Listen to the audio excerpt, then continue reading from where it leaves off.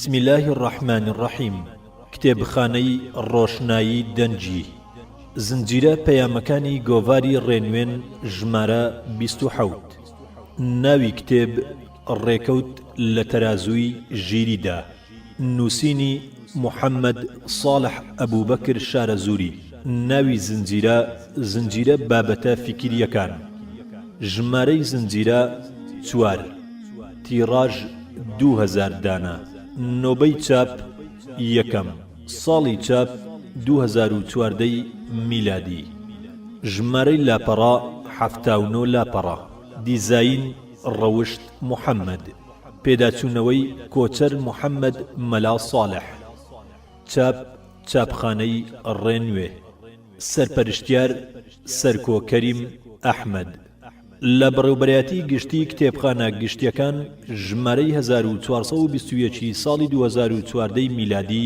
پێدراوە خوێندنەوە عەلی خۆشناو مۆنتاژ و کارە دەنجەکان هاوکار محەممەد حەسەن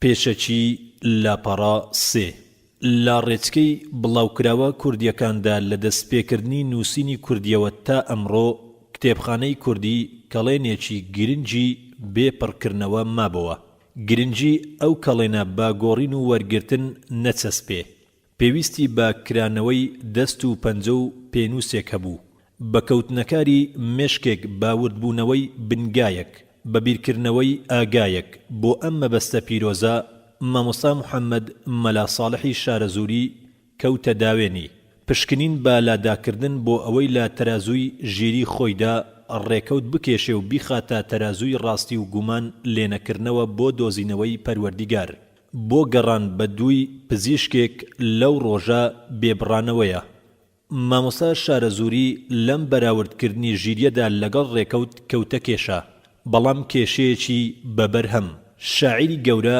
مەحوی دەڵێ ژەهرێکی چوون چییە نیسبەتی لەگەڵ ڕۆژێکی بێنیهایەت و بێچوون و بێچوونان لە سەرەتای دروستبوونی ئادەمی زادەوە تا ئەمڕۆ کێشە و چەڵەمەوتە نەبڕاوەیە بەرامبەر بە هەڵوێست لا گومان و ڕاستیدا هەندێ ڕێگای سەپاندنیان گرتبوو بۆ چەسپاندنی ڕاستی هەندێکیش ڕێگای لێبوردن و ژیریان گرتبوو کردوشیانە بۆ دەرخستنی ڕاستی ئەم نووسینە شێوە چیرۆکەی مامۆستا شارەزووری یەکەم تێکۆشانە بۆ یەکلاکردنەوەی بڕوا بەرامبەر با یەکسانی و چەسپاندنی بیری دروستکرد سوپاسی خۆهیلاکردنی دەکرێت دەربارەی گومان نەهێشتنی و ڕێگای پاچی گرتن بۆ ئاسوودەیی دەروون و هەموو خوێندەوارێکی کورد بانکراوە بۆ خوێندنەوەی باقوڵی نەک بەسادەیی حەمە ساڵح دیلان سلێمانی 5/5/1975 میلادی بۆ سەربازی لاپەڕا 5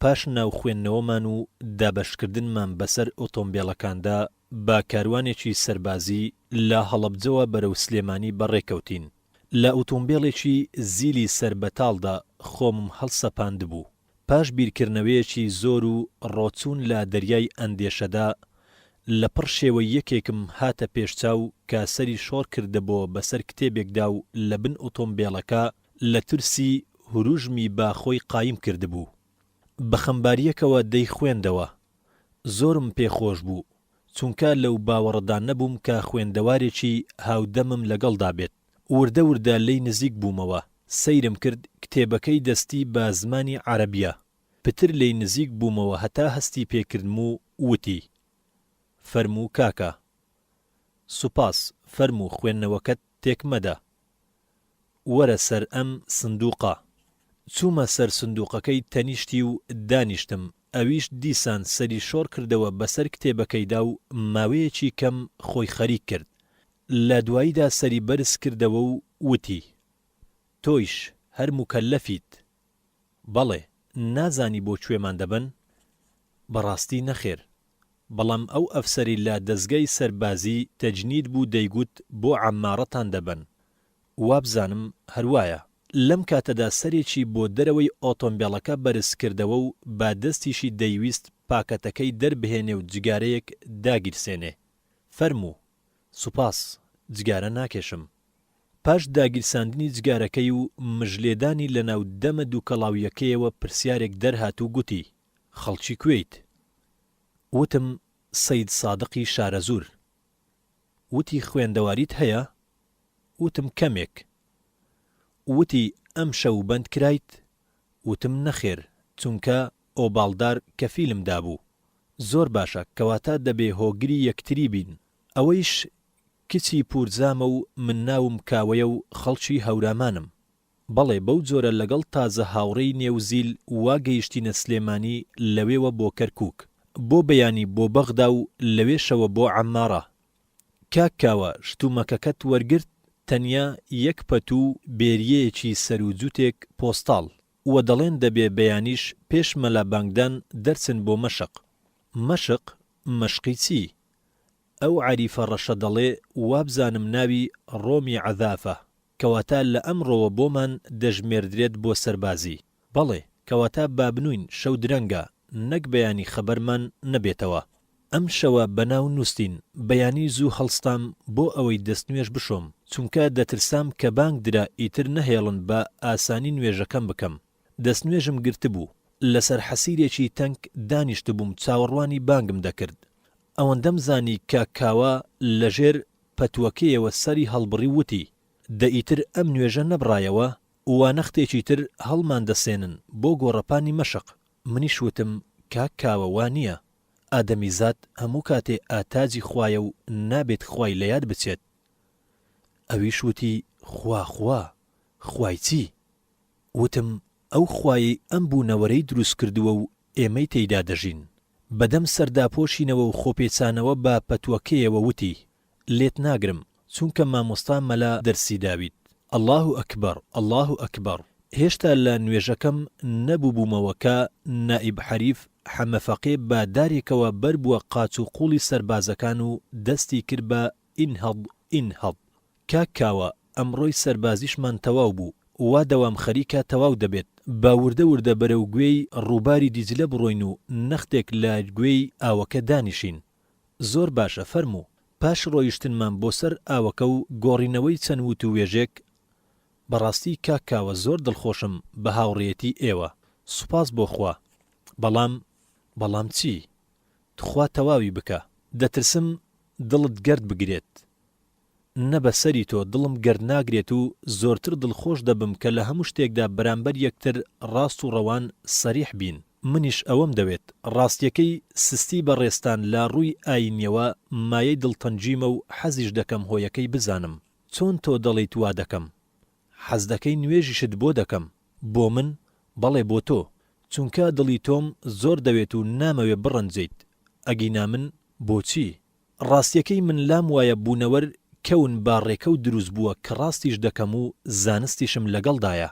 بەڵام توخوا تۆ زوێر مەبە، من وا دەزانم کە ئاین بریتیە لە ئەندێشەیەک دەوڵەمەندەکان دروستیان کردووە بۆ ئەوەی سواری هەژارەکان ببن و پێیان و ژیانیان لێ بسێنن. بە کورتی من بەچەشی دەستی دەوڵەمەندی دەزانم بۆ گیانی هەژارەکان و بڕوان بە نادیار غەیب و مەیی نییە، چونکە زانستگاڵتە بەم جۆرەشتانە دەکات و بەداخەوم بۆ تۆ لاوێکی وەک تۆ کە چاوەڕوت لێکراوە و ڕاستیت لێ شارداوەتەوە. نەک زوێر نابم، بەڵکو سوپاست دەکەم لەبەر دووهۆ. یەکەم، سەربەز بوویت لە دەربڕینی ڕازی دڵت.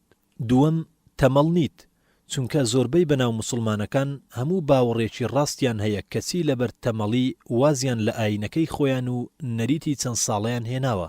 بەڵام ئەوەی تۆ کردوتە بە بەڵگا تەنیا بەڵگەی دەستی تۆ نییە، بەڵکو زۆربەی لاوەکانی ئەم ڕۆمان بە پێشێلکردنی ڕاستی و تێنەگەیشتن لە ڕاستی زانیاری و تاوانبارکردنی زانیاری بێتاوان ئەمەی تۆ بەڵگەیانە. جا لەبەر ئەوەی بە هاوڕێت دەزانم و بەختیاری تۆم دەوێ ئەگەر ماوەم بدەیت و سرت نەئێشێت حەز بەوە دەکەم ئەم بەڵگانەی بەڕێستان بەپێی زانیاری کەمی هەردووکمان و ئەو کتێب و زانیاریانەی بەرچاومان کەوتووە بخەینە ژێر وردبین میکرۆسۆبی ژیریەوە، تاکو ڕاستیمان لێون نەبێ و تۆیش لەوە زیاتر بەزەیت بە مندا نێتەوە. ئێمەی دەربەدەر و دوور لە هەموو کەسوکار و دوور لە هەموو کتێبخانەیەک ئەگەر ڕۆژانمان بەم زۆرەشتە بە کەڵکانە بەسەربەرین گەڵێ چاکترە. بەڵام توخوا باسی ئاین و مامۆستای ئاینم بۆ مەکە، چونکە نەزانترین گەل و دواکەوتوترین گەلگەلانی مسلمانی ئەم ڕۆمانە.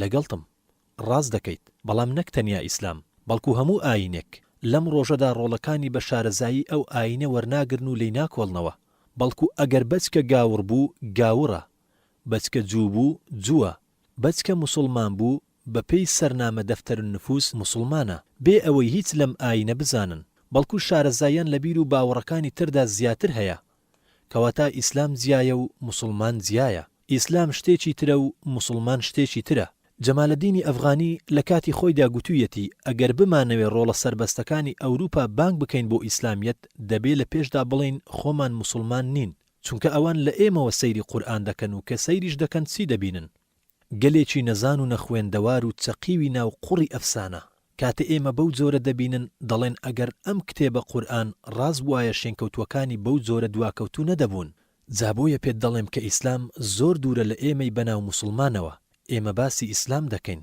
نەک موسڵمان باشە فەرموو تۆ دەفەرموویت یەکەم بوونەوەر بەڕێکەوت و لە خۆیەوە دروست بووە دووەم ئاین چەچی دەستی دەوڵەمەندە بۆ گیانی هەژاران سێەم زانیاری گاڵتەی بەغەیب و مەی بدێ ئەوەی بەلای منەوە گرنگ بێت و بمەوێ زۆرتر لەگەڵت بدوێم بیانووی یەکەمتە بەسەر پێیەکەوە بۆ دووەم بەڵگەت پێ دەڵێم ئاین و بیرروباوەڕی ئاینی لە کاتێکدا هاتووە کە نە سەرمایەداری هەبووە و نەدەرەبەگ و نەخاوەنددارایی ئاین هەر لە یەکەمین قۆناغی کۆمەڵایەتی ئادەمیزادەوە هەبووە پێش ئەوەی چینایەتی لە نێو ئادەمیزاددا دروست ببێت وابزانم مێژوش لایەنی من دەگرێت ئێستاش وا بڵێ سەی ئاگری سەرمایەداری خەریکە لە جیهاندا دادەمرچێت ئاین هەروەکو خۆی ماوە و ئەرچی سەرشانی خۆی لە ناو گەلی بێچینایەتیدا بەجێ دەهێنێ ئەمە بۆ بەڵگەی دووهەمت و لە وەڵامی بەڵگەی سێمیندا دەڵێم ڕاست نییە کە دەڵێ زانیاری لاقرتەی بە ئەنادیار دەکات چونکە زانیاری خۆی تا بینەقاقای لە ناو نادیاردا چەقیوە ئیتر چۆن گاڵتەی پێدەکات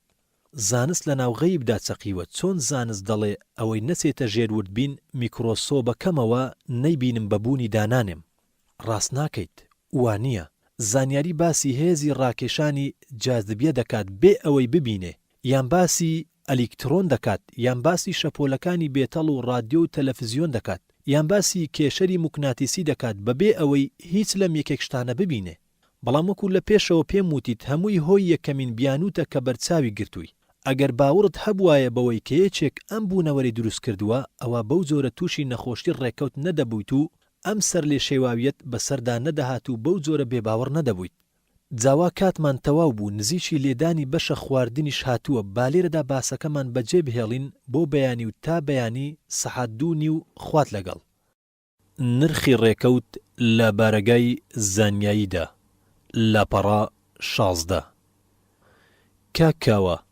وا کاتژمێر دوو نیوە وابزانم کاریشت نییە و منیش هەندێک بەرجی سەربازیم وەرگرتووە و قۆبچەکانی شلن با بڕۆین بۆ سەر ڕووبارەکە و بەدەم گفتوگۆوە ئەم قۆبچانش تون دەکەمەوە زۆر باشە فەرموو پاشماوەیەک دانیشتن لەسەر ڕووبارەکە گوتم با لەسەر باسەکەی دوێنێمان بڕۆین کاوە فەرموو منیش خۆشحاڵم فەرمووتان بوونەوەر بە ڕێکەوت دروست بووە جابۆ تۆ وا دەزانی کە ڕێکەوت بە پێی هۆش عەقڵ ناقەومێت و نابێت بڕوات بە ڕێکەوت نییە وا دەزانی ئەستەمە دەتوانین بڵین بڵێ ئەستەمە مستەحیل لەو دەتوانین بڵین نا ئەستەم نییە بەڵام ئەگەر شێوەی پرسیارەکەت بگۆڕیت و بڵێ ئایا نرخی ڕێکەوت لە بارەگای زانیاریدا چەندە باشترە باشە ئایا نرخی ڕێکەوت لە بارەگای زانیاریدا چەندە زۆر باشە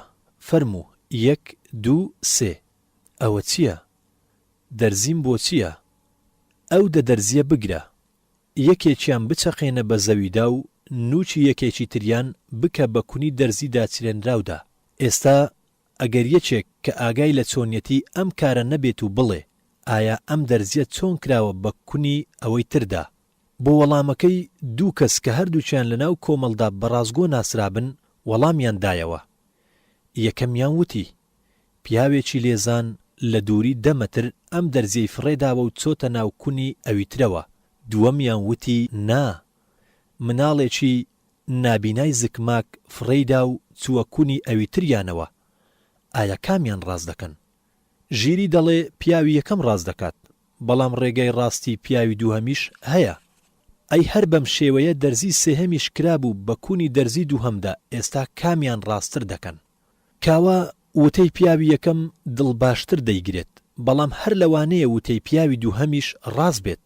باش ئەی ئەگەر ئەو دەرزیە بەو شێوەیە هەر یەکەیان کرابێت بە کوونی ئەوی تردا ئایا نرخی ڕێکەوتەکەی پیاوی دووهەم دەمێنێ؟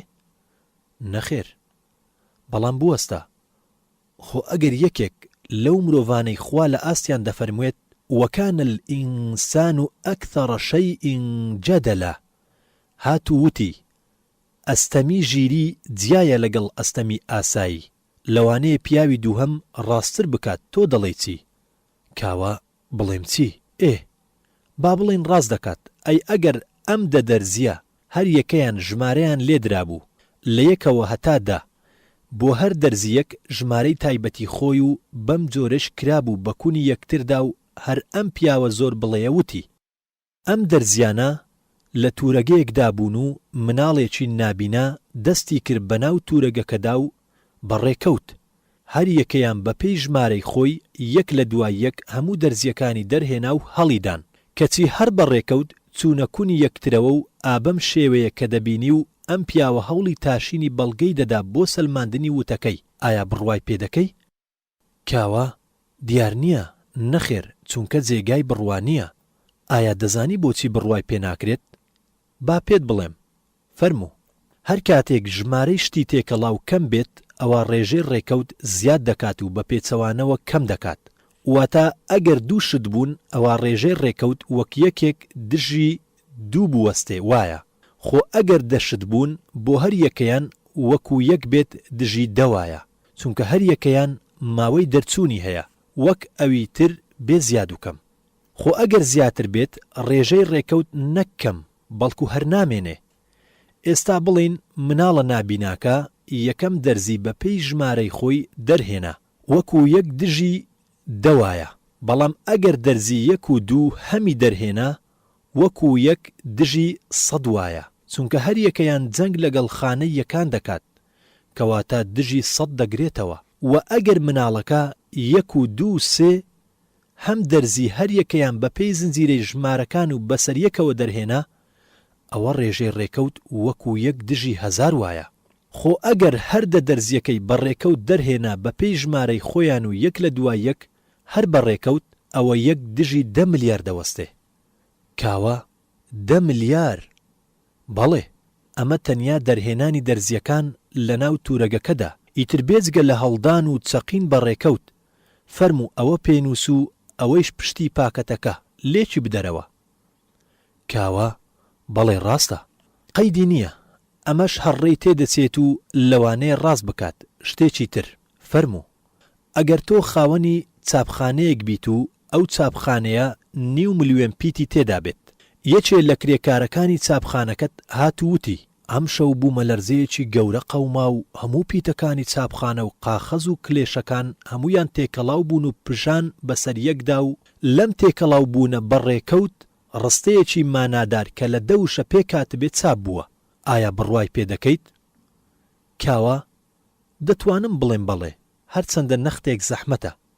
ئەی ئەو کرێکارە بڵێت هەر بەهۆی ئەو بوومە لەرزەوە دیوانێکی شعر بەڕێکەوت چاپ بوو کە لە هەموو ڕوێکی وێژەوانیەوە تەواوە و لە ئەو پەڕی وردەکاریدایە لە ڕووی کێش و سەروا و قافیە و مانا و ڕێزمانەوە و هیچ ناڕێکێکی تێدا نییە و پتر لە 500 لاپەڕە.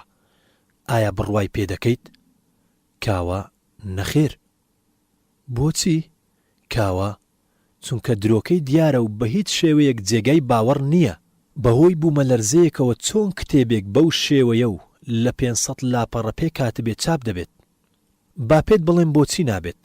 ئەگەر دەرهێنانی 10 دەرزی ژمارە لێدرا و یەک لە دوای یەک بریتی بێت لە یەک دژی 10 ملیار ئەی دەبێ یەک دژی چەند بوەستێت بۆ دروستبوونی کتێبێک کە 500 لاپەڕە بێت و هەر لاپەڕەی بەلای کەمەوە 800 وشەی ڕێک و پێچی تێدا بێت. لێرەدا نرخی ڕێکەوت دژی چەند ژمارەیەکی زۆر زۆر زۆر کاکاوە. ئەگەر بڵیت ملیار ملیار ملیار هێشتا هەرکەمت وتووە. پاش ماوەیەک بێدەنجی بۆم دەرکەوت لە وتەکانم تێگەیشتووە.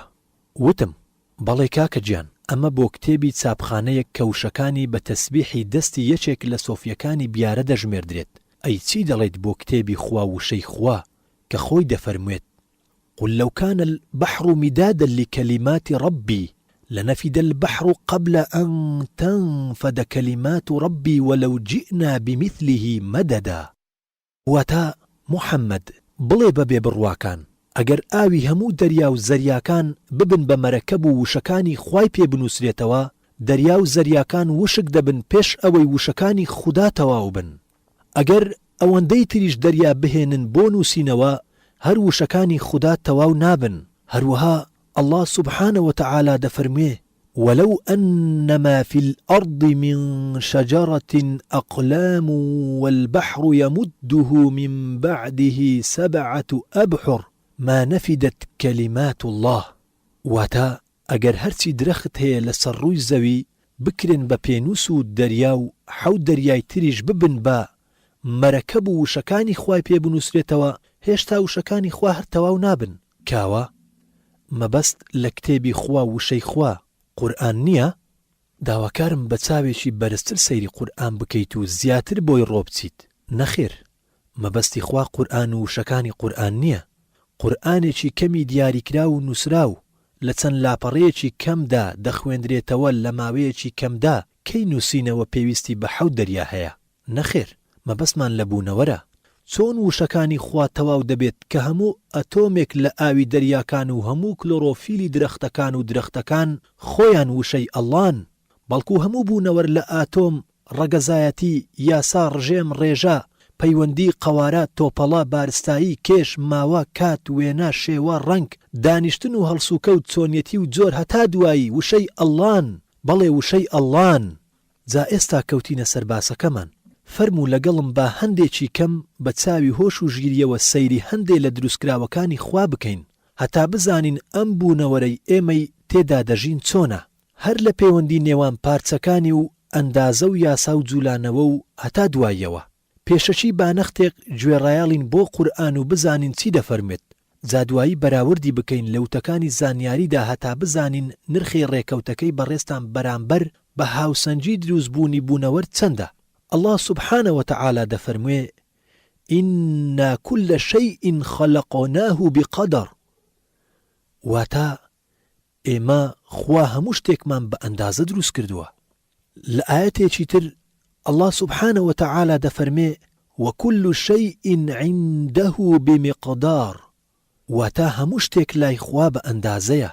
لآياتي تر الله سبحانه وتعالى دفرموه أولم ينظروا في ملكوت السماوات والأرض.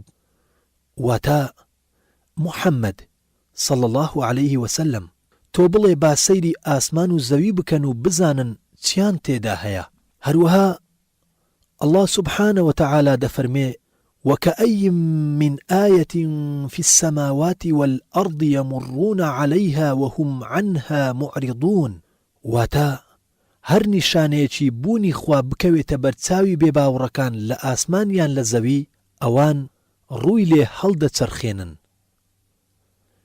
هەروەها الله سبحانه وتعالى لآياتي تر دەفەرمێ أولا يذكر الإنسان أنا خلقناه من قبل ولم يك شيئا. واتا ئەوە بۆ ئادەمی زات لە یادی نایەت کە ئێمە دروستمان کرد لەبوون بێ ئەوەی لە پێشدا شت بوو بێت.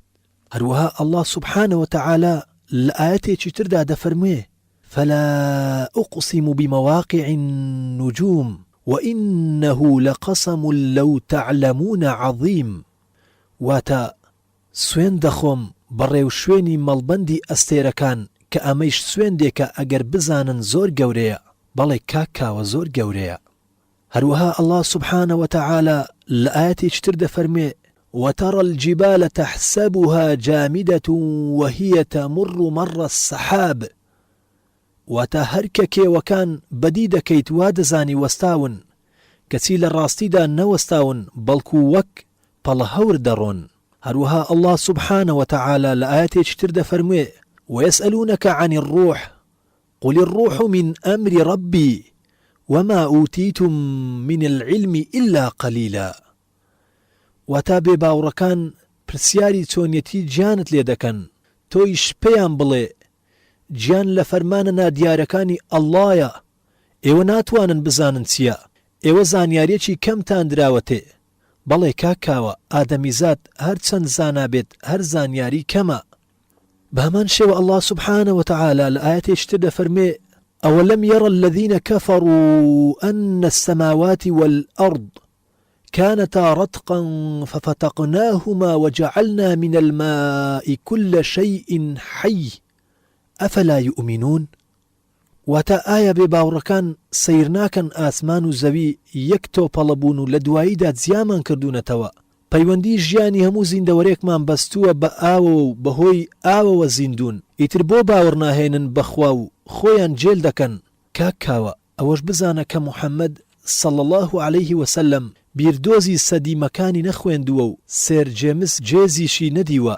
یان الله سبحانه وتعالى لآياتي ترد فرموه ثم استوى إلى السماء وهي دخان واتاكاتي خواويستي آسمان دروز بكات دوكال هلم بو آيا زانستكي سدي بيستيش هروانالي أمي بيشا هەندێک بوو لەو تەپیرۆزەکانی قورآن ئەو قورآنەی هاتۆتە خوارەوە بۆ محەممەدێکی نەخوێندەوار صلى الله عليه وسلم و پەروەردەی ناو نەزانترین گەلی ئەو سەردەمە و دوور لە هەموو شوێنە زانیاریەکانی ئەو کاتەی وەک ئەسکەندەریە و ئەسینا و شام نەک تەنیا خۆی خوێندەواری نەبووە بەڵکو لەو ناوچەیەشدا خوێندەوارێکی ئەو تۆی تیا نەبووە کەچی لەم سەدانەی دواییدا بەهۆی زانستی نوێوە وردەکاری قورآن و پلەپایی بەرزی قورآنمان بۆ دەردەکەوێت جارێ بە ئەم فەرمودانەی قورآن لێرەدا بەجێ بهێڵین و بڕۆین بۆ سەیری نووسراوەکانی زانستی بەراوردێکی ژیرانەیان بکەین لەگەڵ فەرمودەکانی قورئاندا بۆ دۆزینەوەی ڕاستی وا کاتیشمان تەواو بوو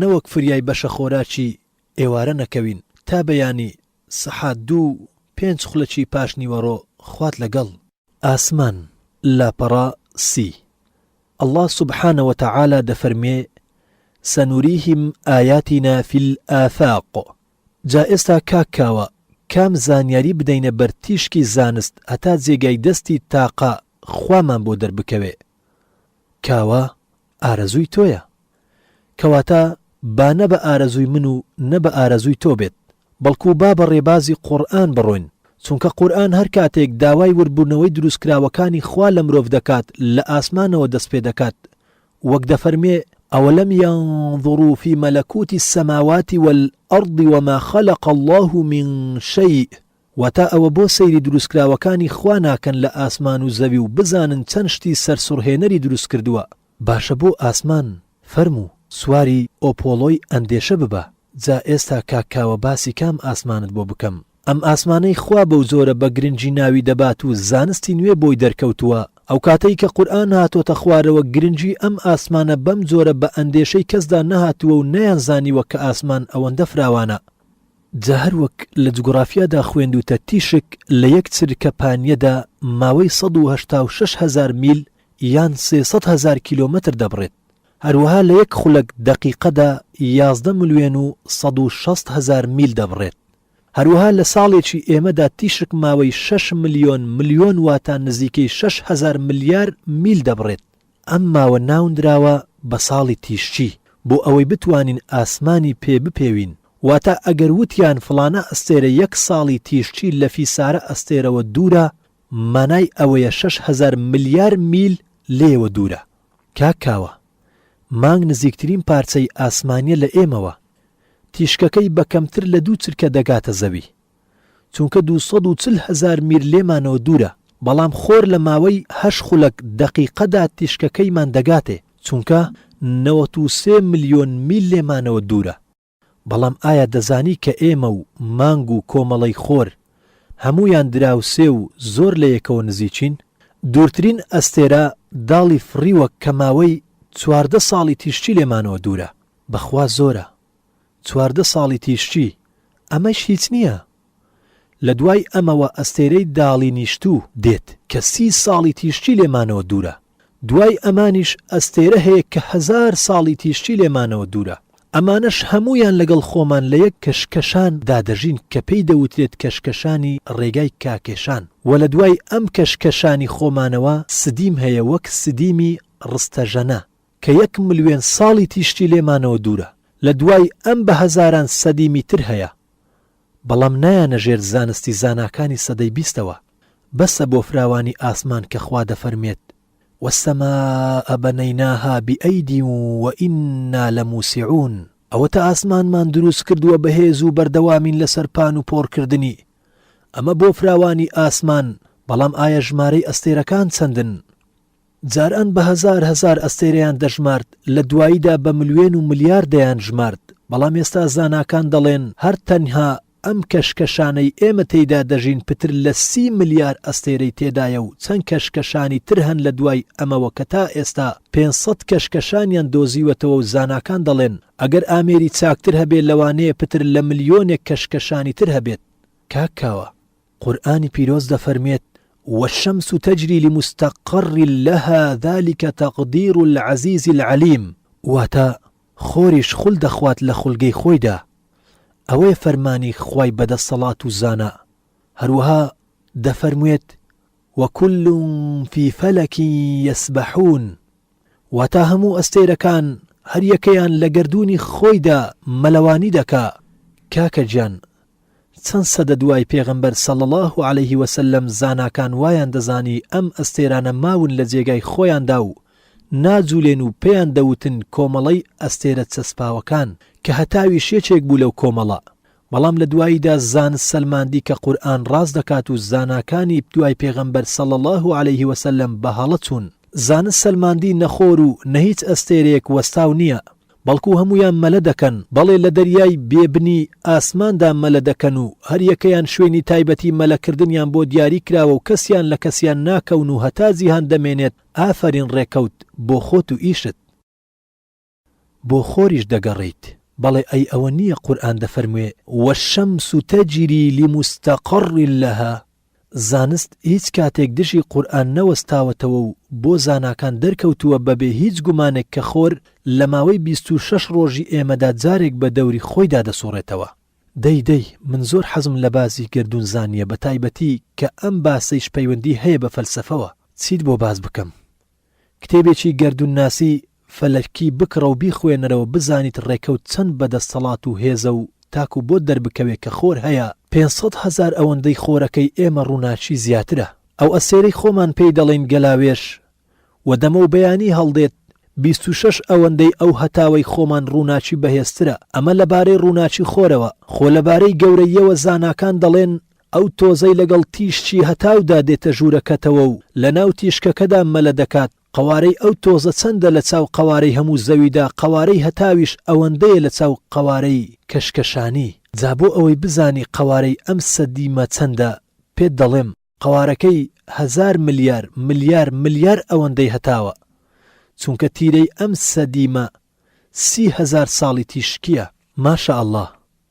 ماشە ئەڵڵاه ئەی بۆ ناڵێیت ماشە ئەڵڵاه سوتفە وا کاژمێریش بە چپە پێمان دەڵێت هەڵسن و بڕۆن کات درەنگە و تا بەیانی منیش بەخوا دەسپێرم لەن کۆلەکەمان لاپەڕا 37 الله سبحانه وتعالى دەفەرموێت الذي جعل لكم الأرض مهدا کاکاوە ئەمڕۆ زەوی ئەو لانکۆڵەی ئێمەی لەسەر دەژین دەکەین بە بەڵگە بۆ بوونی خوا و بە درۆخستنەوەی هاوڵەکانی بەڕێستان ڕێکەوت پەرستەکان جا ئێستا بابزانین بۆچی زەوی لەناو هەموو ئەستێرەکانی تردا بە کەڵکی ژیان دێت بزانین خوا ئەم بارستایی و کێشەر و جم و جۆڵە تایبەتیە و هەوا و ئاو بە هەزاران جۆرە چەکی تری داوەتێ هەتا ئێمەی کۆرپەلەی ئەم لانکۆڵەیە بپارێزێت قورئانی پیرۆز دەفەرموێت كانتا رتقا ففتقناهما زەوی و ئاسمان خۆر و کۆمەڵەکەی یەک پارچە بوون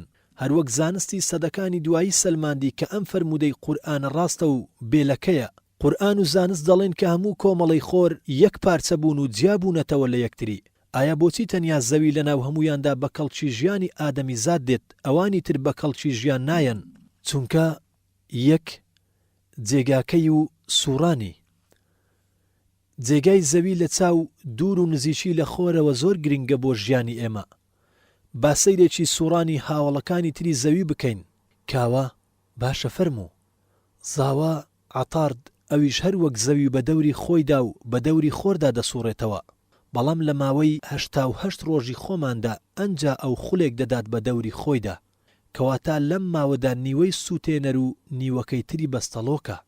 مژمژە زەهرە سوورانی بە دەوری خۆیدا 225 ڕۆژ دەخایەنێ.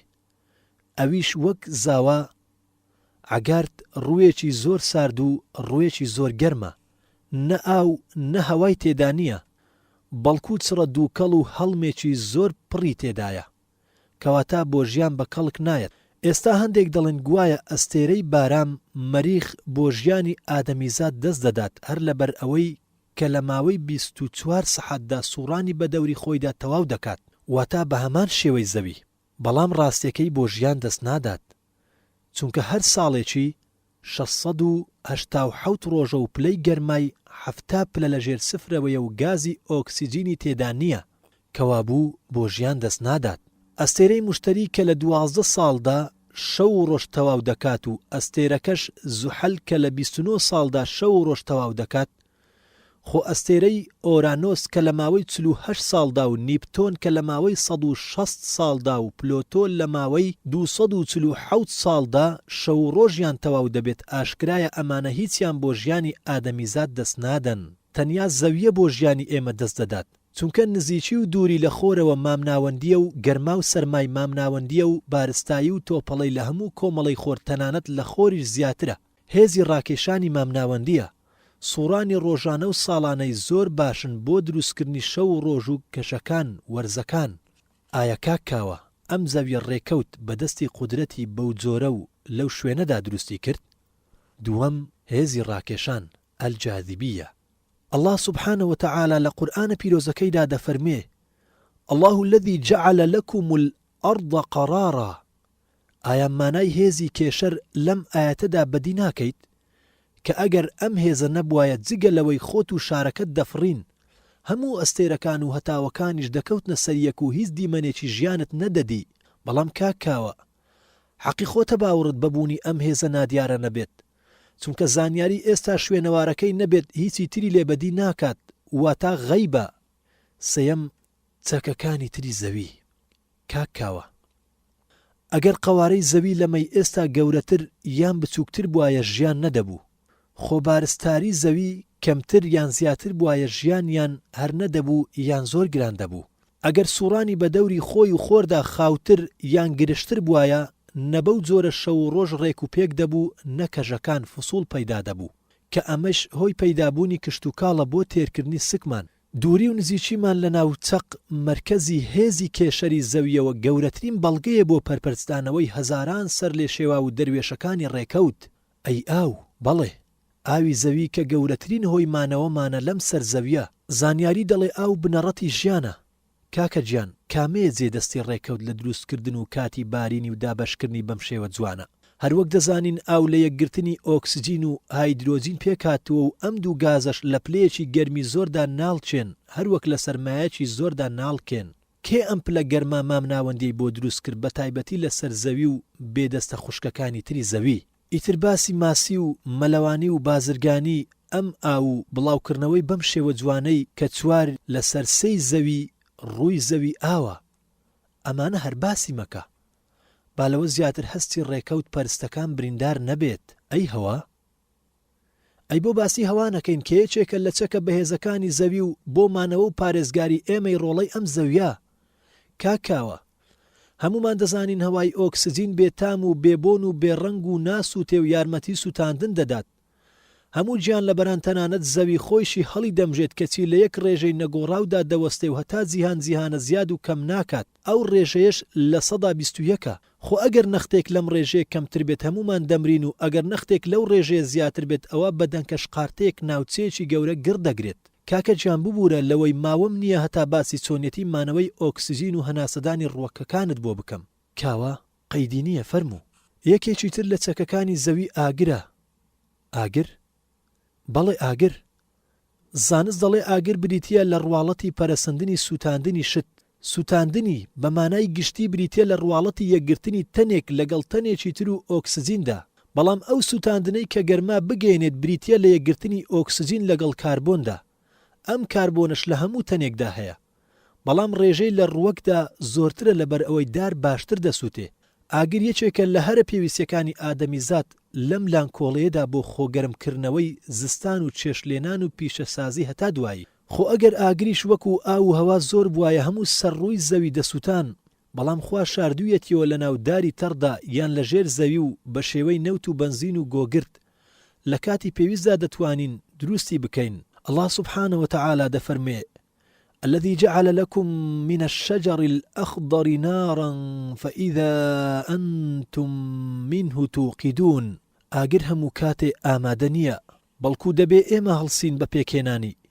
ئیتر کام ڕێکەوتی کوێری بێدەسەڵات دروستی کرد؟ ئەی ڕووەک درەخت کە خوا لە قورئاندا دەیکات بێچێک لە بەڵگەکانی بوونی خۆی و دەفەرمێت: وفي الأرض قطع متجاورات وجنات من أعناب وزرع ونخيل صنوان وغير صنوان يسقى بماء واحد ونفضل بعضها على بعض في الأكل إن في ذلك لآيات لقوم يعقلون. سورة الرعد آية 4.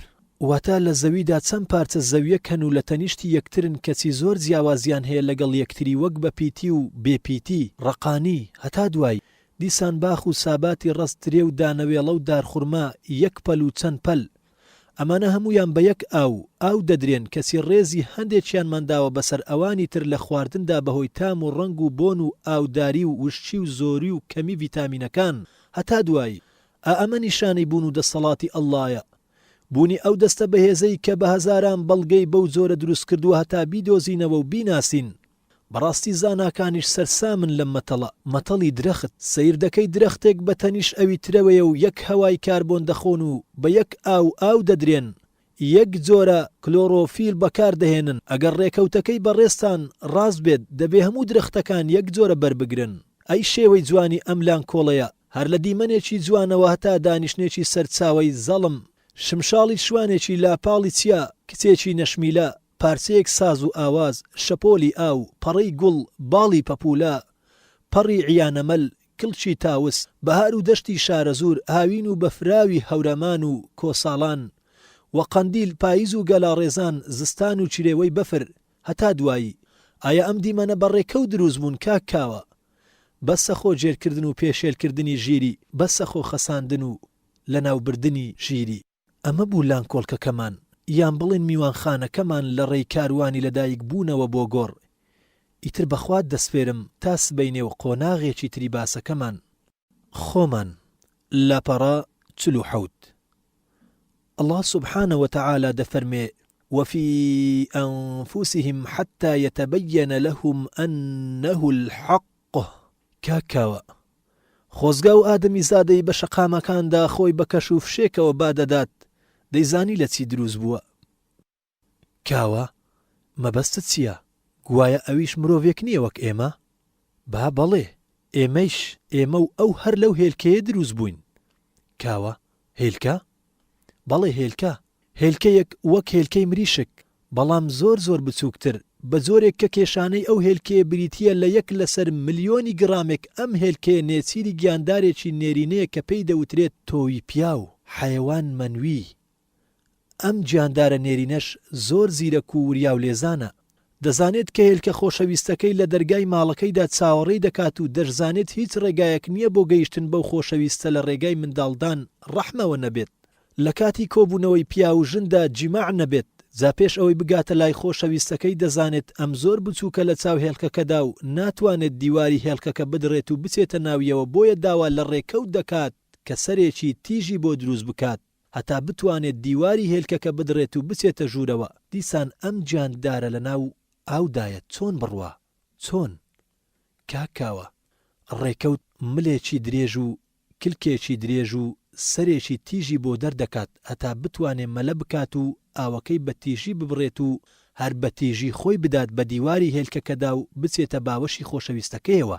ئەم هێلکە مێینە داوێن پاکە بە وەفایەش زۆر بلیمەتە. دەزانێ ئەم تاقە هێلکەیە و ئەوانیش بە هەزاران گیان لەبەری نێرینەن کە هێرشی بۆ دێنن. ئەی چۆن بتوانێ خۆی لەیان ڕزگار بکات و بێمێردیش نەمێنێتەوە. ئەم هێلکەیە بڕیار دەدا هەر کام لەو گیان لە بەرانە یەکەم جار گەیشتنە لای قۆڵ بکات بە قۆڵیدا و بە مێردی وەربگرێت و دەرگا لەسەر هەموو ئەوانی تردا بخات و ئەوانیش هەموو لە خەفەتاندا با هەمویان بمرن. ئابەم زۆرە یەکەم قۆناغی دروستبوونی ئەو ئادەمی زادە بە فیزە لە ناو منداڵدانی دایکیدا دەست پێ دەکات. بەداخەوەم کە ناتوانم قۆناغەکانی تریت بۆ باز بکەم چونکە کاتێکی زۆرمان پەیویستە. ئایا کاکاوە کامەیە جێدەستی ڕێکەوت لە چۆنیەتی دروستبوونی ئەم ئادەمی زادە و بەم شێوازە وردە؟ کاوە من بەم زۆرە زانیاریانم نەزانیوە. ئەی ئێوەی فەقێ و مەلانگەڕ جگە لە دەڕب زەید بەولاوە هیچی تریان نەخوێندووە. ئەمانەت لەکوێ هینە؟ مەلاو لێکۆڵینەوەی زانستی؟ ئەوە کەی ورد بین میکرۆسۆپتان بردووە؟ حوجرە و شەیتەڵی ئەم زانیاریەتان کرد. کاکاوە مەترسیدارترین شت لەسەر سنجی گەلەکەمان ئەوەیە لە وڵاتی ئێمە ئەوەی ئاینی ویست ئیتر زانیاری تازەی ناوێت و ئەوەی زانیاری نوێی ویست ئیتر ئاینی ناوێت. بۆیە ئەوەی زانای ئاینیە هیچ لە زانیاری نوێ نازانێت و ئەوەیش کە زانای نوێ هیچ لە ئاین نازانێت.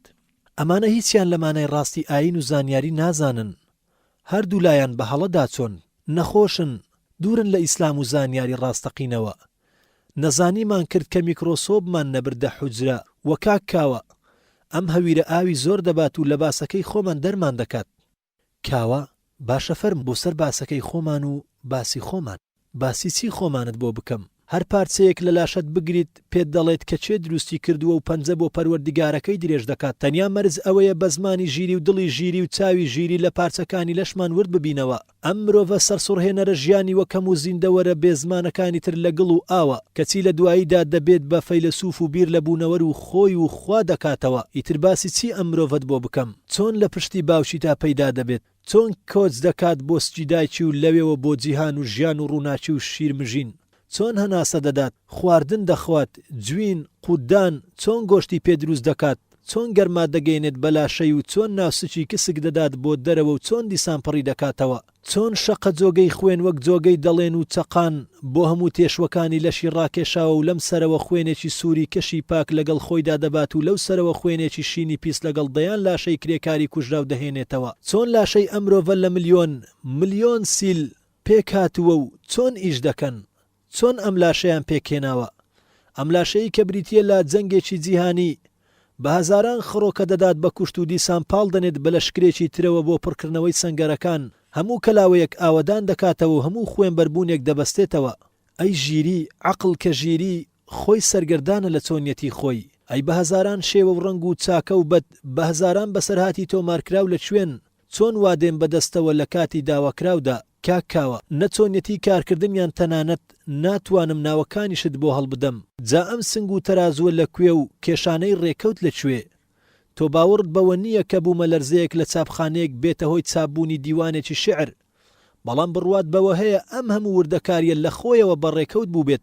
ئەکەفەرتە بالذی خەلەقەکە من توراب ثم من نطفة ثم سواک رجلا. ئایا ددان نانەیت بەبوونی ئەوەی دروستی کردویت لە گڵ و کردویتی بە پیا و کاکاوە؟ فويل للقاسية قلوبهم من ذكر الله. هاوار و هەش بەسەر ئەوانەی دڵڕەقن لە یادی ئەڵڵا. کاکاوە وا کاتیشمان تەواو بوو تا بەیانی خوات لەگەڵ سەردانێک لە ژیری. لاپەڕا 53. ئەفەلا تەعقیلون.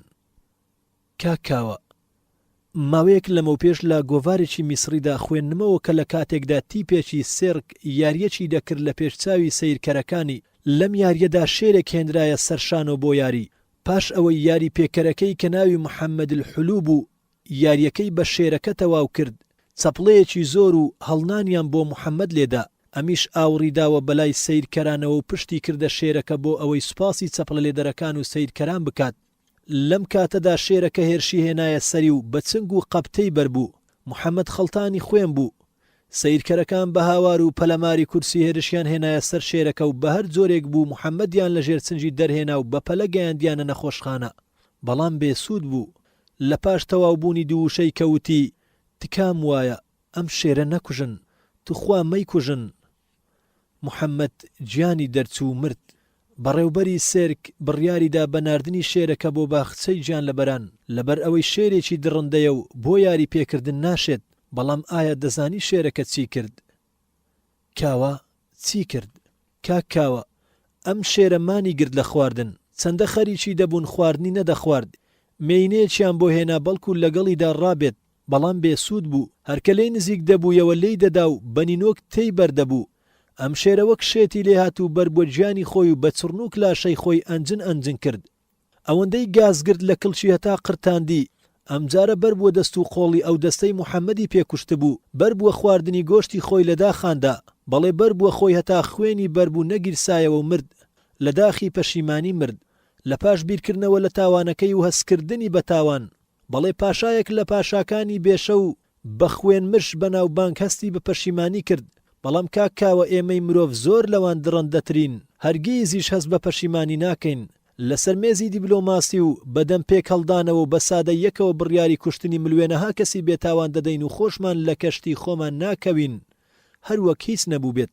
کاکاوە ئایا شێرەکە لەوتەکەی محەممەد تێگەیش کەوتی داواکارم ئەم شێرە مەکوژن کاوە نازانم کەواتە ئێمە هیچ لە چۆنیەتی هەستی زیندەوەرانی بێزمان نازانین ئەی پشیلە کە پیسایی خۆی دەشارێتەوە مانای جوانی و ناشیرینی و عیبە دەزانێ هەنگ ئەگەر زەردەواڵەیەک بڕواتە شانەکەیانەوە دەکەونە جەنگ لەگەڵیدا هەتا دوا هەنگ خۆیان بەخت دەکەن لە ڕێی نیشتمانەکەیاندا ئایا چێ فێری سەربازی نیشتیمان پەروەری کردن یا هەرکە پاشاکەیان دەمرێت لەناو خۆیاندا پاشایەک هەڵدەبژێرن چێ فێری هەڵبژاردن کۆنفرانسی کردن یا کۆنگرا یان زەردەواڵە کە مێرو بەنج دەکات و چزووی دەچەقێنێتە شوێنی دەماری عەسەبی ئەو مێرووە بێهەست بەنج دەبێت و دەیبات لە ژێرهێلکەکەیدا دایدەنێت جار کە بەچکەکەی هەڵهێنا خواردنێکی تازەی نایەبی داناوە هەتا بەچکەکەی بیخوات کاکە گیان ئەم زەردەواڵەیە لە کام زانستگای پزیشکی دەرچووە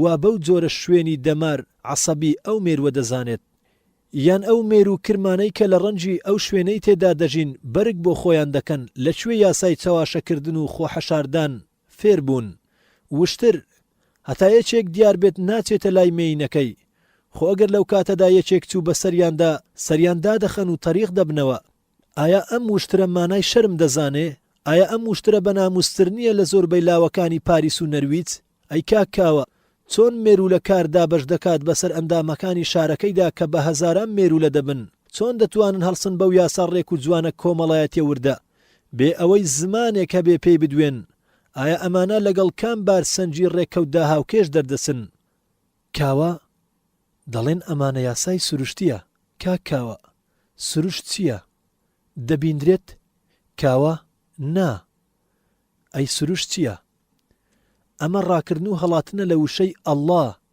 و بۆ وشەی سروشت هەر بە مانای خوایە و هیچ جیاوازی نییە سروشتی خاوەندە سەڵات و زانا و توانا و ئاگادار لە هەموو چپێکی ناوخۆیی هەر لە بنی زەوی هەتا دوورترین کەشکەشانی گەردوون بەڵێ ئێمە ئەو سروشتە دەپەرستین تەنیا ئەوەندەیە ئێوەی سەر لێ شێواوە پێی دەڵێن سروشت و ئێمەی خاوەن باوەڕ پێی دەڵێن ئەڵڵا ئەمە قینەبەرایەتی و خۆ بە زلزانینە ئەمە ڕاکردنە لە وشەیەکەوە بۆ وشەیەکی تر من زۆر لێم ڕوونە خۆیان ئەو زلانە هەز دەکەن بەبوونی ئەو خوایە و هەرچەندە دوور بڕۆن لە ئەنجامدا سەریان دەدات لە بەردوو لەو سەرەوە دەگەڕێنەوە بەڵام بیر ناکەنەوە لەوەی بزانن ئەو بەردە چی بوو دای لە سەریان ئاخ ئەوانە چەندە ئاتاجی ماوەیەک تەنیایی و بیرکردنەوەن ئەو کاتە دەزانن سروشت ڕاکردنە لە وشە بۆ وشە بێزیاد و کەم دیسان هەر زانست دەڵێت هەموو زیندەوەرێک بەشی خۆی هەستی هەیە ئەوەندە هەست بەشت دەکات بەشی هەڵسوڕاندنی ژیانی خۆی بەڵام ئایا کاکاوە هیچ زیندەوەرێک ڕاستی چۆنیەتی ئێمەی مرۆڤ دەزانێ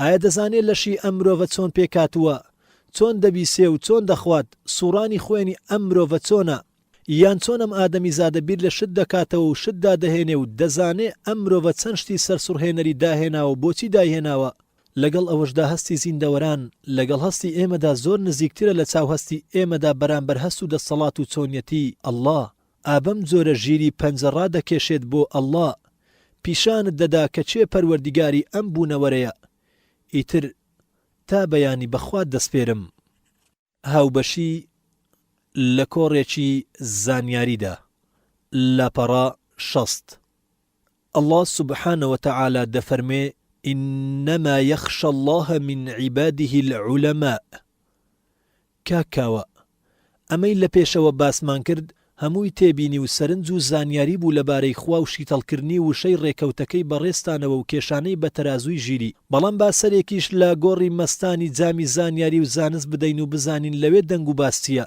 بزانین ئەوان تێڕوانینیان بەرامبەر بە وشەی خوا چۆنە. ئەنەکساگۆرس دەڵێت هەرگیز نابێت هێزێکی کوێرانە ئەم بوونەوەرەی دروست کردبێ، چونکە هێزی کوێری بێدەسەڵاتی خوایەتی و پشێوی زیاتر هیچی تری لەدەست نایەت. ئەم بوونەوەرەش دوورە لە هەموو پشێویەک، ئەوەی کە ماددە هەڵی دەسوڕێنێ ژیریەکی بەدەسەڵات و بینەر و زانایە. ئەفلاتۆن بوونەوەر نمونەی جوانی و یاسایە، هەرگیز نابێت بێنیازێک وە لە خۆیەوە بوو بێت. ئەرستۆ ئێمە زۆر کەمترین لەوەی کە خوا بیرمان لێ بکاتەوە، چونکە ئێمە لە ڕیزی هیچ داین. ئەکویناس ژیری ئێمە پەستە لە زانینی ڕاستی هەموو شتێک. ڕاستی هیچ شتێک ماددە نەبێت نایزانێ، بەڵکو زۆر ڕواڵەتی ژیان بۆ ئێمە ڕوون نەبووتەوە. هیچ زانایەک نەبووە تا ئێستا ڕاستی چۆنێتی مێشێکی زانی بێت. دیکارت دەڵێ بوونی من شتێکی ڕاستە و من هەم ئەی چێ دروستی کردوم، خۆشم خۆمم دروست نەکردووە، کەواتە دەبێ پەروەردیگارێکم هەبێت و پەروەردیگارەکەشم بوونی پێویست واجب الوجوب بێت و دەبێ خاوەنی هەموو ئاوەڵنا و سیفەیەکی تەواو بێت، ئەویش خوایە. ڕۆجەر باکۆن دەڵێ هیچ زانایەک نییە لە هەموو زاناکانی سروشگەری بتوانێ هەموو شتێک لە ژیانی تاقە مێشێک بزانێ، تجای ئەوەی بیەوێت لە چۆنیەتی بوون و ژیانی خوددا بزانێت. باسکال دەڵێت دوو دەستە هەن لە ئادەمی زات کە بەڕاستی پێیان بووترێت ژیر. یەکەمیان ئەوانن کە کارگوزاری خوا دەکەن چونکە ناسیویانە، دووهەم ئەوانن کە تێدەکۆشن بۆ ئەوەی خوا بدۆزنەوە چونکە نەیان ناسیوە. باکۆن مامۆستایەکی بەرزی زانکۆی ئۆکسفۆردی ئینگلیزی بوو. باسکالیش زانای هەرە بەرزی فەڕەنسیە، خاوەنی زۆر بیردۆزی ماتماتیک و فیزیک و ئەنداز زیاریە. ئەنیشتاینیش دەڵێ ئاینی بێزانیاری کوێرە و زانیاری بێ ئاین شەل. ئەنیشتاین زانای هەرە بەرزی ئەڵمانیایە و خاوەنی بیردۆزی نسبیە. لە ساڵی 1955 مردووە. کانت دەڵێ من پڕ بەدڵ بڕوان بە بوونی خوا و هەتای و نەمردنی گیان و ڕاستی ڕۆژی پاداش یەوم الجەزا هەیە، بەڵام ژیری توانای زانینی چۆنیەتی ئەم ڕێگایی نییە. کانت عەمانوئێل کانت فەیلسوفێکی هەرە بەرزی ئەڵمانیە و خاوەنی باوەڕێکی پتەو بووە. جێمس جیس دەڵێ کاتێ بە گەورەترین تەلەسکۆب سەیری دوورترین کەشکەشانی گەردوون بکەین، دەبینین ئەویش هەر بەم یاسایەی کە لای زەوی ئێمە هەیە هەڵدەسوڕێت. ئەمە ئەوە دەگەێنێت کە ئەم بوونەوەرە یەک پرۆژەیە و یەک خاوەنی هەیە و بێخاوەن نییە. جێمیس جیس زانای هەرە بەرز و بەناوبانگ و گەردوونناسی بلیمەت بوو، خاوەنی زۆر بیردۆسی گەردوونناسیە. داروین دەڵێ بیردۆزی پەیدابوون و گەشەکردن مانای نەبوونی خوا نییە، چونکە ژیری قایل نابێت بەوەی ژیان یەکسەر لە ماددەوە پەیدا بوو بێت. داروین زانای سروشگەریە و خاوەنی تیۆری ئەننەشو وەلئیرتیقاءە. کاتێ پرسیاریان لە ئەدیسۆن کرد و وتیان ئایا تۆ بۆ چوونت بەرامبەر بە بوونی خوا؟ وتی بێگومان من بڕوان بە بوونی خوا هەیە. وتیان ئەی بۆچی نابیندرێت؟ وتی من کارەبام دروست کردووە و زۆر بەباشی ئەو دەناسم، بەڵام ئایا کارەباکە من دەناسێت و هەست بە بوونی من دەکات؟ وتیان نا. وتی هەموو دروستکراوێک لە چاو دروستکەرەکەیدا هەروایە. ئەدیسۆن زانای فیزیکی ئەمریکی و داهێنەری کارەبا و کامێرا و قەوام بووە. کاکاوە وتەی زاناکان لەم بارەوە دوایی نایەت. هیچ زانایەک نەبووە باوەڕی بابوونی خوا نەبێت، بەڵام هەندێک لە زاناکان لەبەر ئەوەی چۆنیەتی ڕێگای بۆ چوونی خوایان نەزانیوە و ویستویانە خوا وەک قەوارەیەکی مادی بەردەستیان بکەوێت، ڕێگایان لێ تێکچووە و تووشی هەزاران گومان سەختی هەزار بوون. هەندێک لە زاناکان تەنیا بە باوەڕ وازیان نەهێناوە، بەڵکو نوێژیان کردووە و باوەڕیان بابوونی فریشتەکان هەبووە، وەکو ئەلەکسیس کاریل کە دەڵێت زۆر زیندەوەری زانا هەن و چواردەوری ئێمەیان گرتووە، بەڵام ئێمە ناتوانین بە میکرۆسۆپ بیان بینین، بەڵکو بە نوێژ و نزیک بوونەوە لەخوا دەتوانین بیان بینین و ببینە شیاوی بەزەیی ئەو ژیریە شارەوانە. ئەلەکسیس کارلیل پزیشک و زانایی هەرە بەرزی فەڕەنسیە. لە ساڵی 1912دا خەڵاتی نۆبڵی وەرگرت و خاوەنی کتێبی ئەلئینسان ذالکە المەجهولە، یان ئەوەی بڕواتە لەندەن لە گۆڕەپانی 33 مارلبرون کە کۆمەڵێکی گیانی ئەلجەمعیە ڕوحیەی تێدا هەیە. لە پێنجەمین هۆمی ئەو کۆمەڵەدا شوێنێکی تایبەتی هەیە و کاتی خۆی ئۆلیڤەر لۆدچ نوێژی تێدا کردووە. ئۆلیڤەر لۆدچ زانای بەرزی ئینگلیز و دروستکەری سەماعەی ڕادیۆیە. کاکاوە ئەمانە هیچیان کرێگرتە نەبوون و فەقێتی خانەقای بیارەشیان نەکردووە، دەڕە بە زەیدیان نەخوێندووە، بەڵکو پیاوانی زانیاری بوون کەچی باوەڕشیان بەبوونی خوا تا ئەو ڕادێ بەهێز بووە. بەڵام زۆر ڕاستە کە ئێمە نەزانین، جێلین، نەفامین، دواکەوتوین، چونکە زۆر زوو چاوبەسمان لێ دەکرێت و بە هەموو لایەکدا سەمامان پێ دەکرێت. کاوە دەڵێت وتەکانتم لەسەر سرم، بەڕاستی زۆر کە لەبەری ڕێگات بۆ ڕووناکردمەوە، بەڵام کەی ئێمەی تازە پێگەیشت و بەم زۆرە بیر لە شت دەکەینەوە، کەی ئەوەی پێی دەوترێ پەروەردەی ئاینی و ئێمە لە خوێنگەدا دەیخوێنین و بەرگەی ئەو هەموو هێرشە دەگرێت کە گومان بۆمانی دەهێنێ. بڕوام هەیە بە ئەڵڵاه خاوەنی بوونەوەر، بڕوام هێنا بە چاوڕاوی خۆمان، بڕوام هێنا بەڕاکردنمان لە وشەی خواوە بە وشەی سروشت، بڕوام هێنا بە کوێری و بێدەسەڵاتی مادە و ناڕاستی بیرکردنەوەی ڕێکەوت و سەر لێ شێواوی ئێمە. بەڕاستی ماوەیەک من هەست بە پاڵەپەستۆیەکی دەرونی دەکەم، هەست بە جیهانێکی تر دەکەم بێجگە لەم جیهانە مادیە، هەست بە باوەڕ و تام و مەزەی باوەڕ دەکەم. ئێمە وا بۆ 6 مانگ دەڕوات کە سوکاری خۆمانمان نەدیوە، کەچی من مەزەی باوەڕ بە جۆرێ مەستی کردوم، هەست بە هیچ شتێکی تر ناکەم.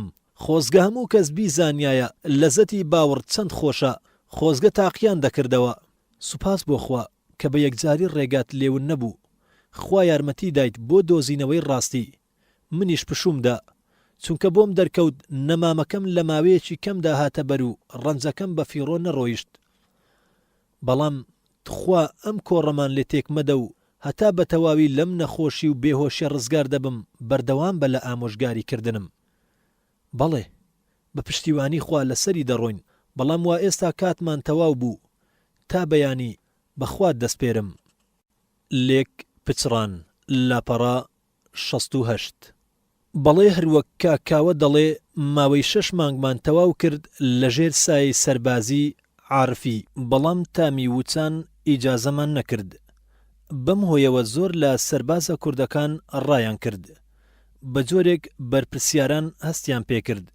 ئەو ڕۆژە ئێمە کوردەکانیان کۆ کردەوە وتیان هۆی ڕاکردنی ئەم هەموو سەربازە چییە؟ شەوی وا هەیە 100 سەرباز پێوار غائب دەبێت. کوڕێکی قەرەداغی کە ناوی فەریق بوو لە ڕیزەکە دەرچوو وتی ڕاستیەکەی بێوچانی ئیجازەیە، وچانمان نادەنێ هۆی ئەوەیە. بەڵێ بڕیاردرا هەر ئەو ڕۆژە پۆستەیەک بڕۆنەوە بۆ ماڵی خۆیان. لەوانە کاکاوەی خاوەن باوەڕ بوو، ڕۆیشتەوە بۆ ماڵەوە بۆ ماوەی 7 ڕۆژ. بەڵام پاش ڕۆیشتنی ئەو بۆ ماڵەوە بۆ 5 ڕۆژ منیش ڕۆیشتم بۆ خولی فێربوونی بێتەڵ لا سلچی بۆ هەولێر و ئیتر کاکاوەم نەبینیەوە. پاش جێگیربوونم لە هەولێر ئەم نامەی خوارەوەم بۆ کاکاوە نووسی. نامەکە: هاوڵی خۆشەویست کاکاوە گیان، سڵاوی ئەڵڵات لێبێت. هیوادارم ئەو تروسکایەی کەوتۆتە دڵتەوە نەهێڵیت بگژێتەوە، بەڵکو بیکەی بەگڕێک و هەموو باوەڕێکی پوچ و بەدی پێبسووتێنی. چاوەکەم، کاتی خۆت بە فیڕۆ مەدە، بەڵکو لە خوێندنەوەی کتێبی چاک و کردەوەی چاکدا بەکاری بهێنە. وابزانە ئەم تەمەنەی پێت دراوە بەردەوام و پێشینەیە. قەرض و سولفە. بیرەوەری ڕێکەوت بۆ ئادەمیزاد دەست نادات، بەڵکو بۆ ئەوانە دەست دەدات خۆیان بە بەچکەی مەیمون و چەقەڵ دەزانن. ئەوەش خۆی بە نەتەوەی مەیمون و چەقەڵ دەزانێت و بوونی ئادەمی بەلاوە ئەفسانەیە لۆمەی ناکرێت. کاکە گیان، پیرۆزبایی دۆزینەوەی ڕاستیت لێ دەکەم و هیوادارم لەسەری بڕۆیت و چاڵ و چۆڵی گومان لەرت پێ نەکات و خۆت ڕابگریت لەبەر گێژەڵوکەی تانە و تەشەری سەر لێ شێواوەکاندا دەزانم ئێستا پێت دەڵێن کاکاوە ئەوسا بۆچی وا دەوت و ئێستا بۆچی وا دەڵێیت دەزانم هەوڵ دەدەن بۆ گەڕانەوەت بۆ سەر لێ شێواوی بەڵام تۆ ژیری خۆت بخەرە کار و بزانە ئێستا دڵنیایت یان ئەو کاتە بزانە ئێستا دەروونت پڕ ئارامە یا پێشتر شوێنکەوتنی ڕاستیت مەبەست بێت و هیچی تر کاتێک کتێبی گەشتەکەم لە گومانەوە بۆ باوەڕ کرد بە کوردی دەرگای نامەنووسیم لێکرایەوە لەگەڵ دکتۆر مستەفا مەحموود بەهۆی داڕوشڕوقەوە لە قاهیڕە نامم بۆ دەنووسی لە نامەیەکدا بۆم نووسی تۆ لە کتێبی ئیبلیسدا وا دەڵێیت و کەچی لە کتێبی القورآن محاولەت لفەهم عەسریدا شتێکی تر دەڵێیت کەس لە تۆ تێناگات تاوێک باوەڕ تەنیا بە ماددە هەیە و تاوێک بەخوا لە وەڵامدا نووسیەوە وتبووی تۆ یەکەم کەس نیت ئەم ڕەخنانەم لێ دەگریت بەڵکو بە هەزاران کەس هێرشم بۆ دەهێن و لۆمەم دەکەن کە بڕوام باخوا هێناوە و سەر لێ شێواوی خۆمم بۆ دەرکەوتووە بەڵام ئێوە من بەچی دەزانن بە پارچەیەک ئاسن یا دارێکی ڕق یا ئاوێکی زەڵکاو نەخێر من مرۆڤم ئادەمم خوا ژیری داومەتێ هەتا هەڵەی پێڕاست بکەمەوە خۆ ئەگەر موسڵمان بوومایە و پشتم لە ئاینەکەم بکردایە و دوای سەر لێ شێواوەکان بکەوتمایە کەس بەلایەوە سەیر نەبوو بەڵکو لەوانە بوو لاپەڕەکانی ڕۆژنامە و گۆڤارەکان بە ناوی من پڕ بکرایەتەوە شوورەیی نییە مرۆڤ هەڵەی خۆی ڕاست بکاتەوە و پەنجە بۆ خاڵەکانی هەڵەکەی ڕابکێشێت من یەکەم کەس نەبووم هەست بە هەڵەی خۆم بکەم خالیدی کوڕی وەلید زۆر بە پاڵەوانی دژی موسڵمانان و پێغەمبەرەکەیان جەنگا و تەنانەت لە جەنجی ئوحوددا لەشکری موسڵمانەکانیشی شکاند کەچی پەشیمان بوویەوە و ئاڵای ئیسلامی گرت بەدەستەوە و بوو بەسەر لەشکری موسڵمانەکان و ناونرا شمشێری ئەڵڵاه سەیف الله عومەری کوڕی خەتاب ڕەزا و ڕەحمەتی ئەڵڵای لێبێ موسڵمانەکان لە ترسی نەیان دەوێرە ببزوێن کەچی لە دواییدا باوەڕی هێنا و بوو بە پاڵپشتێکی گەورە بۆ ئیسلام دکتۆر مستەفا لەسەر نامەکەی دەڕوات و دەڵێت مرۆڤ لە سەردەمی لاویدا حەز بەوە دەکات باوەڕ بە شتێک بهێنێ کە لە بەرچاوی بێت و بە چاوی خۆی ئەو شتە ببینێ لەبەر ئەوەی باوەڕی مادیەت زۆر بە ئاسانی دەچێتە مێشتی لاوێکی تازە پێگەیشتووی خوێن گەرمەوە هەتا پیرێکی دنیادیدەی خاوەن تاقیکردنەوەی جۆر بە جۆر منی شەر بەو جۆرە هۆشم پەیدا کرد و ژیری و زانست ڕێگەی ڕاستیان نیشاندام خەڵکیش چی دەڵێن بابیڵێن ئەوەی من دەمویست دەستم کەوت جاداوەکارم وەک دکتۆر مستەفا نەبەست بیت کە لەسەر ڕاستی براجیان دارایی و سامان نرخی نییە پێشکەوتنی مادی ئەگەر بڕوای لەگەڵ نەبێت گەورەترین ماڵوێرانیە بۆ ئادەمی زاد ئەگەر کەمێک بەوردی سەیری ئەم ئادەمی زادە و هەڵپەی ئەم ئادەمی زادە بکەیت بۆت بەدەر دەکەوێت کە پێشکەوتنی مادی زیاتر ئادەمی زادی خستۆتە ناخۆشی و بێ ئارامی نەک پشودان خاوەن سامان ئەوەیە دەسەڵاتی بەسەرخۆیدا هەبێت لە پاشان هەوڵی کۆکردنەوەی ماڵ و سامان بدات واتە بەندەی ئارەزووی خۆی نەبێت هەر کەس دەسەڵاتی بەسەرخۆیدا هەبوو زانی ڕێگەی ڕاستی ژیان چۆنا ئەوەیە بەگ پاشا پێشکەوت و خاوەنی ژیری هەتا دوایی غاندی هیندی پیاوێکی ڕوت و قوت بوو بەڵام زۆر بەدەسەڵات بوو ئەو ڕۆژەی کە دەیوت بە ڕۆژوو دەبم و شت ناخۆم دەوڵەتی ئینگلیز کە یەکەم دەوڵەت بوو ئەو کاتە لەسەر ڕووی زەویدا لەرزی لێدەهات و کۆنگرەی گشتی مەجلیس العومومی بۆ دەبەست و دەکۆڵرایەوە لە داخوازیەکانی غاندی بەریتانیا وای دەزانی غاندی بە ڕۆکێتێکی ئەتۆمیەوە دەدا بەسەر لەندەندا لەگەڵ ئەوەشدا غاندی نانی ئێوارەی نەبوو تێرسچی خۆی بخوات ئەوەیە دەسەڵات ئەوەیە سامان کە هەرگیز نامرێت نەخۆی و سامانەکەی بەڵام کۆشک و ئۆتۆمبیل ئافرەتی جوان هەمویان دەمرن و دەسون و ناویشیان نامێنێت گیانەکەم لە کتێبێکدا خوێنمەوە کە لە یەکێک لە شارەکانی ئەمریکا 418 تەرم گوێزرانەوە بۆ گۆڕ ئەوانەی لەگەڵ تەرمەکاندا بوون دەمولوتیان بە ئامێری چیمیاوی هەڵبەست بوو بەرجی چیمیاویان لەبەر بوو هەموو شەقامەکان چۆڵ کرابوون و هاتوچۆش قەدەغە کرابوو ئەوانەی لەگەڵ تەرمەکاندا بوون لە ترسان هەڵدەلەرزان بەڵێ بەم جۆرە تەرمەکان گوێزرانەوە و چوونە گۆڕەکانیانەوە کە بنی دەریای پاسەفیک بوو. ئەم تەرمانە بریتی بوون لە 418 سنووقی پۆڵا، هەر یەکەیان 30 ڕۆکێتی گازی کوشندەی تێدا بوو، واتە زیاتر لە 12,000 ڕۆکێتی دژە مرۆڤ. بەڵێ خزانە بنی دەریا، چونکە ئەمریکا بڕیاری دابوو لە دەستی ئەم جۆرە چەکانە ڕزگاری ببێت، نەک لەبەر ئەوەی حەزی لە ئاشتیە و نایەوێت کەسیان پێ بکوژێت، بەڵکو لەبەر ئەوە بوو چەکی میکرۆباوی دروست کردووە، واتە میکرۆب پەروەردە دەکات و دەیکات بە چەک و دەیتەقێنێ بۆ کوشتنی ملوێنەها کەس بە یەک چرکە، چونکە مۆدیلی تازەتری داهێناوە بۆ کوشتن و چەکی تۆلاریمای دروست کردووە.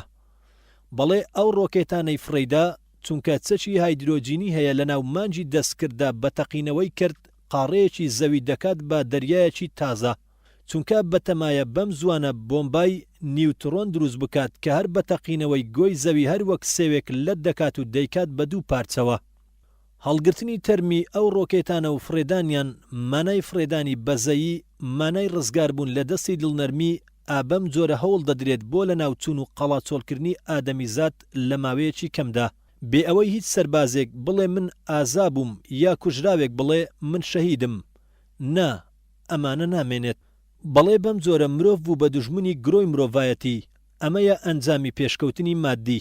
کاکە گیان، پێش ئەوەی نامەکەم کۆتایی پێبهێنم، نەک تەنیا بە تۆ، بەڵکو بە هەموونەوەی ئادەمیزادی ڕادەگەێنم و دەڵێم کوڕینە، من مردوو، ئێوە زیندوو، ئاگادار بن. ئەوەی سواری فڕۆکە دەبێت پێی دەڵێن بە پشتێنی کورسیەکە خۆت ببەستەوە. ئەم ئاگاداریە لەبەر ئەوە نییە فڕۆکەکە بەرز دەبێتەوە، بەڵکو بۆ کاتی دابەزین و نیشتنەوەی فڕۆکەکەیە. ئێمەیش وا تەواو بەرز بووینەتەوە و ئێستا نۆرەی دابەزین، بەڵکو داکەوتنە. بۆیە دەڵێم ئاگادار بن، نیشانەی ڕاستی ئەم ئاگاداریم زۆرە. کوشتنی بە کۆمەڵ لە نێجیریا، جەنجی فەڵەستین، دروستبوونی دەوڵەتی جوولەکە، کێشەی قوبڕس، گیرروگرفتی نەوت، قڕی خواردەمەنی، تەقاندنی چەکی ئەتۆمی لە ژێر زەوی و ژێر دەریا، هەڵدانی ڕۆکێت بە بەهێزترین چەکی کوشندە و خولانەوەی بە دەوری زەویدا، مرۆڤی دڕندە، دڕندەیەک نینۆکەکانی ئەتۆمی و گازی کوشندە و ماسوولکەکانی ئۆستۆڵە. شارستانیەتی مادی زانستی لا ڕێڕەوی خۆی لادا، بەڵکو زانستی کرد بە چڕنووک و نینۆک و قەپ بۆ گیانی زاناکان. بەڕاستی پێشکەوتنی مادی شکە، وا خەریکە لەو سەرەوە دەکەوێتە خوارەوە. ئابەم جۆرە کەم دەستی مادی دەرکەوت، چارە نییە بۆ ئادەمیزاد تەنیا گەڕانەوە نەبێ بۆ باوەڕ بە گیان و هەستی گیانی و پەنابردن بۆ ئەوەی مادەی دروست کردووە و بۆی ڕاهێناوین، بەڵکو بمان پارێزێت لە جەنجی مادە و مادە پەرستان. بەگەڕانەوە بۆ فەلسەفەی گیانی، زانست زیاتر پەرە دەستێنێ و شارستانیەتی گەشەدارتر دەبێت و مرۆڤ دڵنیاتر دەبێت. بەڵام ئەمە دەبێت لەکوێوە دەست پێ بکات؟ لە من و تۆوە ئەی ئادەمیزاد. چەند ئاتاجی فەلسەفەی گیانیە. ئیتر سڵاو و ڕێزم بۆ هەموو هاوڵەکانت. برات مامۆستا شارەزووری لە هەولێر، سلێمانی 26/2/1975 میلادی. لە کۆتاییدا ئێمەش داوای دوعای خێرتان لێ دەکەین بۆ خۆمان و تەواوی ئەو برایانەی هاوکارمانن لەم پرۆژە خەیریە، و دوعا بۆ هەموو مسلمانان، خوای پەروەردیگار دەروی خێر لە مسلمانان بکاتەوە و بمانجێڕێتەوە بۆ سایە و سێبەری شەریعەتەکەی خۆی. شیفای نەخۆشی هەموو برایانمان بدات، شیفای نەخۆشی دایکی خۆشەویستی من و نەخۆشی ئێوەش بدات. خوای پەروەردیگار لە گوناه و تاوانەکانمان خۆش بێت، زیندانەکانمان لە کوندی زیندانی تاغوتان و مڵغوران و ستەمکاران ئازاد بکات. خوای پەروەردیگار زیاتر و زۆرتر لە ئیسلام و ئیمان و قورئان شارەزامان بکات و دوورمان خاتەوە لە بیرە پوچەڵ و بۆگەنە مادە پەرستیەکان لە بەناو ڕێکەوتەکان و بمانهێنێ بۆ سەر ڕێبازی پاچی پێغەمبەری پێشەوا و هاوڵان عەلەیهیموسەڵات وەسەلام. وەسەلام عەلەیکم وەڕەحمەتوڵڵاهی وبەرەکاتوه.